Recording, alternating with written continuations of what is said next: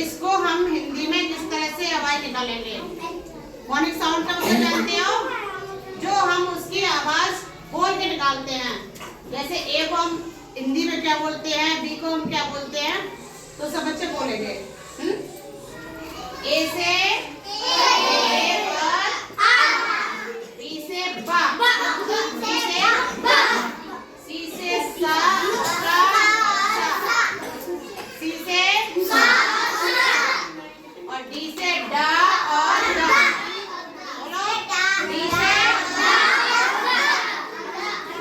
ई से ए, एफ से फा, जी से गा, एच से हा, आई से जे से जा, के से का, एल से ला, एन से मा, एन से ना, ओ से ओ, पी से पा, क्यू से का,